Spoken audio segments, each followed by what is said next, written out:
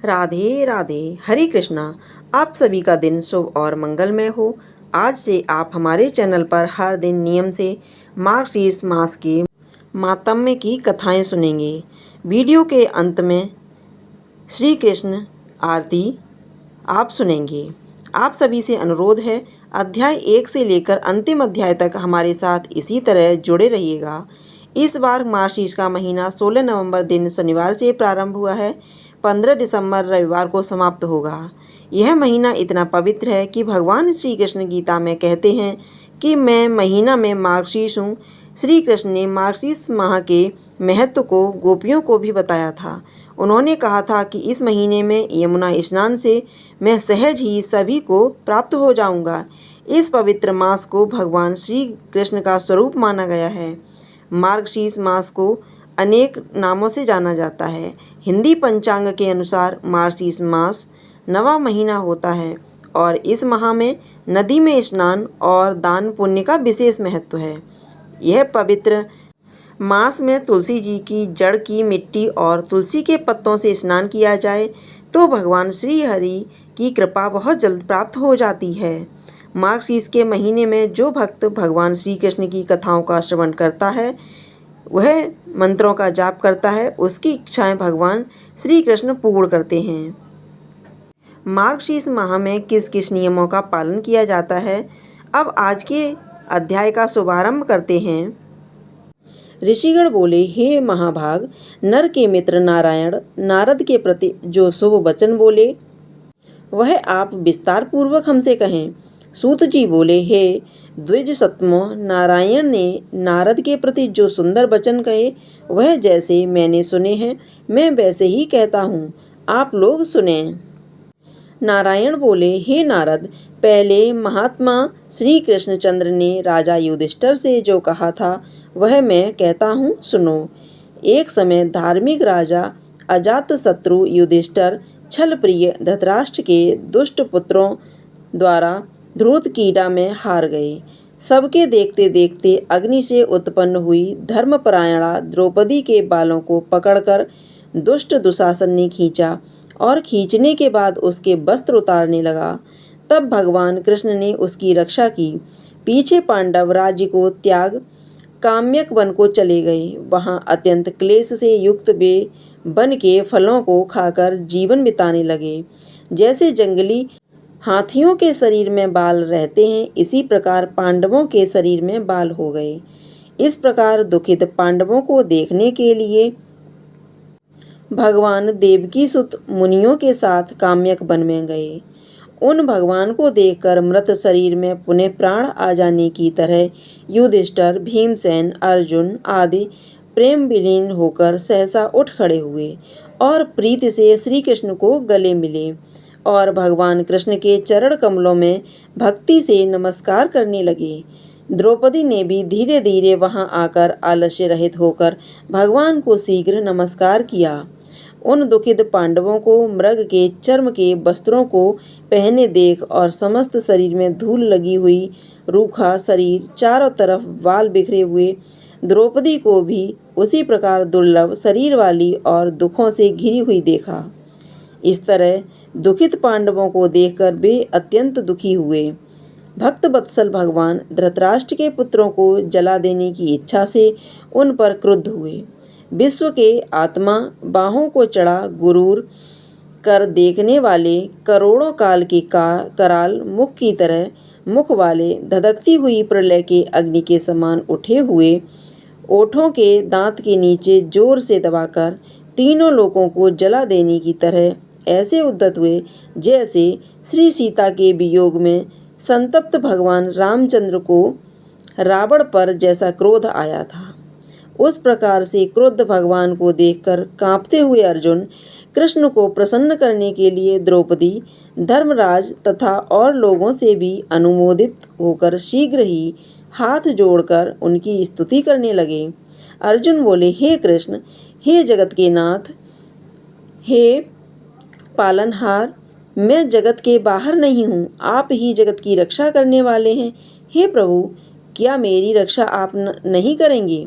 जिनके नेत्र के देखने से ही ब्रह्मांड का पतन हो जाता है, उनके क्रोध करने से क्या नहीं हो सकता है?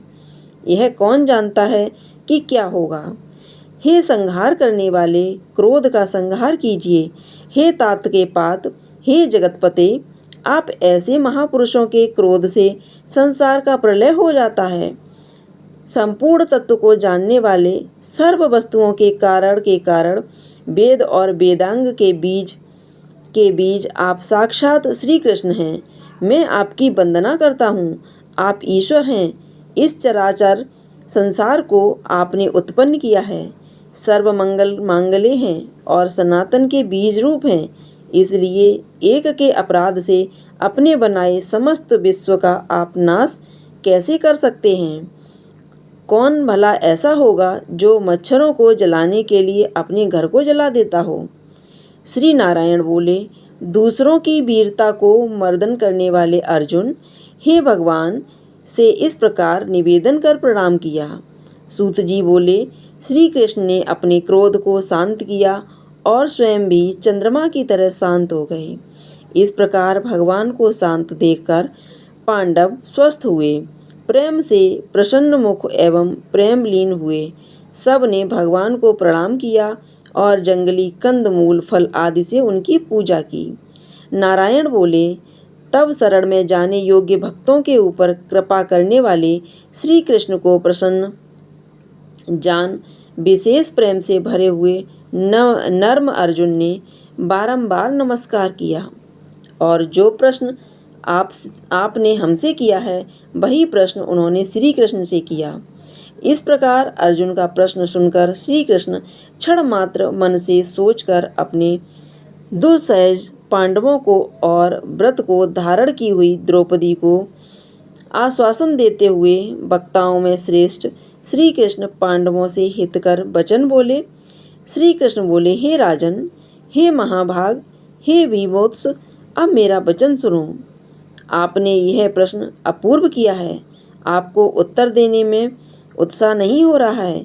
इस प्रश्न का उत्तर गुप्त से भी गुप्त है, ऋषियों को भी नहीं विदित है। फिर भी हे अर्जुन, मित्र के नाते अथवा तुम हमारे भक्त हो, इस कारण से हम कहते हैं। हे सुब्रत, वह जो उत्तर है वह अति उग्र है, अतः क्रम से सुनो। चैत्रादि जो 12 मास निमेष महीने के दोनों पक्ष, घड़ियाँ, प्रहर, त्रिपहर, 6 ऋतुएं, मुहूर्त, दक्षिणयान और उत्तरायण, वर्ष, चारों युग, इसी प्रकार परार्ध तक जो काल हैं, यह सब और नदी, समुद्र, तालाब, कुएं, बावड़ी, सोते, लताएं, औषधियों, वृक्ष, बांस आदि पेड़ वन की औषधियाँ, नगर, गांव, पर्वत, ये सब मूर्ति वाले हैं और अपने गुणों से पूजे जाते हैं। इनमें ऐसा कोई अपूर्व व्यक्ति नहीं है जो अपने अधिष्ठित देवता के बिना रहता हो। अपने अपने अधिकार में पूजे जाने वाले ये सभी फल को देने वाले हैं। अपने अपने अधिष्ठात्र देवता के योग के महात्म्य से ये सब सौभाग्यवान हैं। हे पांडुनंदन, एक समय अधिक मास उत्पन्न हुआ। उस उत्पन्न हुए सहसाय निदित मास को सब लोग बोले कि यह मास मल मास सूर्य की संक्रांति से रहित है, अतः पूजने योग्य नहीं है। यह मास मल रूप होने से छूने योग्य नहीं है और शुभ कर्मों से आज्ञा है। इस प्रकार वचनों को लोगों के मुख से सुनकर यह मास निरुद्ध, प्रवाह रहित, दुख से घिरा हुआ, अति खिन्न मन, चिंता से ही ग्रस्त मन होकर व्यथित हृदय से मरणासन की तरह हो गया। फिर वह धैर्य धारण कर मेरी शरण में आया। हे नर, बैकुंठ भवन में जहाँ मैं रहता था वहाँ पहुँचा और मेरे घर में आकर मुझ पर परम पुरुषोत्तम को इसने देखा। उस समय अमूल्य रत्नों से जटित सुवर्ण के सिंहासन पर बैठे मुझको देखकर यह भूमि पर साष्टांग दंडवत कर हाथ जोड़कर नेत्रों से बराबर आंसुओं की धारा बहता हुआ धैर्य धारण कर गदगद वाणी से बोला। सूत जी बोले, इस प्रकार महामुनि बद्रीनाथ कथा कहकर चुप हो गए। तब नारायण के मुख से कथा सुन भक्तों के ऊपर दया करने वाले नारद मुनि बोले, नारद बोले, इस प्रकार अपनी पूर्ण कला से विराजमान भगवान विष्णु के निर्मल भवन में जाकर भक्ति द्वारा मिलने वाले जगत के पापों को दूर करने वाले, योगियों को शीघ्र न मिलने वाले, जगत को अभय दान देने वाले ब्रह्म स्वरूप मुकुंद जहाँ पर रहते थे उनके चरण कमलों की शरण में आया हूँ। विष्णु भगवान की जय। दोस्तों, यह कथा पूर्ण हुई। आपको यह कथा पसंद आई हो तो कमेंट बॉक्स में जा कर के विष्णु भगवान की जय अवश्य लिखिएगा। साथ ही साथ इस वीडियो को लाइक कीजिए, शेयर कीजिए। अगर आपने अभी तक हमारे चैनल को सब्सक्राइब नहीं किया है तो चैनल को सब्सक्राइब करके बेल आइकन को अवश्य दबा दीजिएगा। धन्यवाद।